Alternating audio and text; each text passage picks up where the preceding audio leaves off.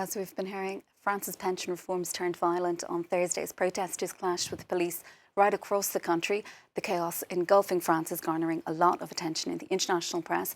And our press reviewer, Deepti Guilleron, is here to take us through it. Well, Sharon, we're focusing exclusively on the international papers and how they're reporting this today. Let's start with El País, the Spanish paper, which is featuring some of that violence on its front page here, noting that it says in its front page that opposition to pension reforms have led to fires, destruction of public property, and clashes with the police yesterday. It's a similar focus from the Italian paper Il Manifesto, focusing on it in its front page today, calling it the French March.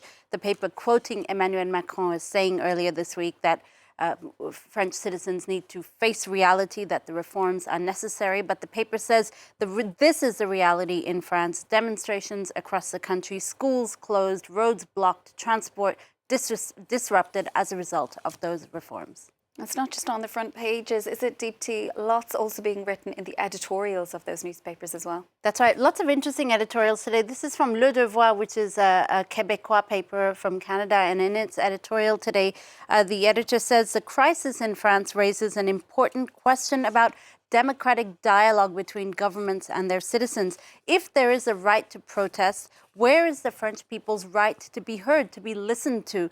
The paper slams Emmanuel Macron's handling of the crisis, saying that he gives us the impression that he did not heed the lessons learned from the Yellow Vest movement, and shows us that, I quote, maybe he'd be more suited to talking with Vladimir Putin than the French people themselves.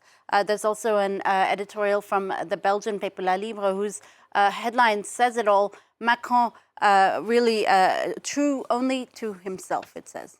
All of this coming then, Deepti, of course, as King Charles is set to visit the country, that happening from Sunday.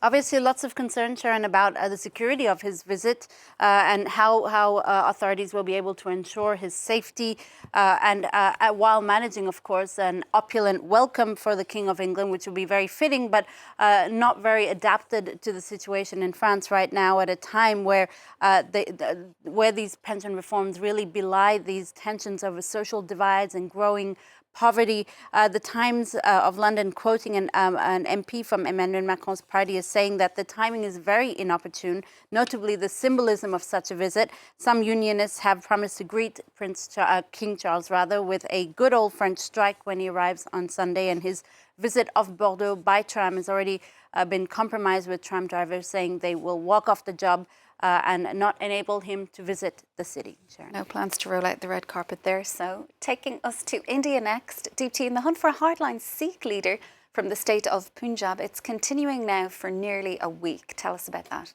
Yeah, that man is Amritpal Singh. He rose to prominence, Sharon, for his support of a pro-independence Khalistan movement, which calls essentially for the creation of a separate Sikh homeland.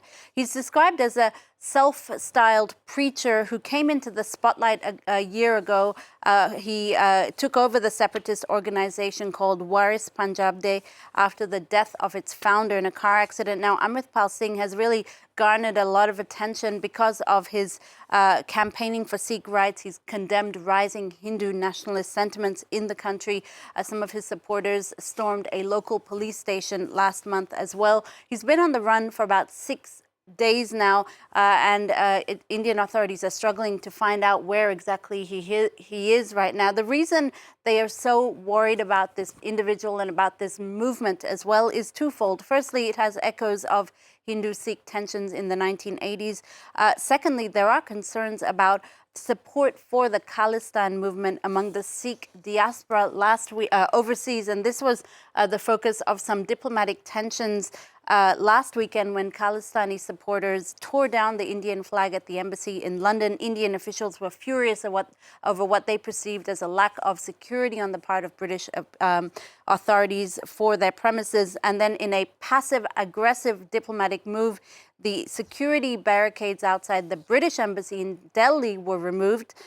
For the Times of India's editor today, well, India had to send that thinly veiled message to remind Britain how much it needs India and how much how much leverage India has when it comes to its former colonizers. So this story really evolving into something of a diplomatic one as well, Sharon. Finally from you then, Deepti, I think you're going to be telling us an intriguing story about an otter that's been biting off more than it could chew. It's actually just a really lovely photograph, Sharon, that was taken by an amateur photographer in Scotland, in Dumfries, Scotland recently.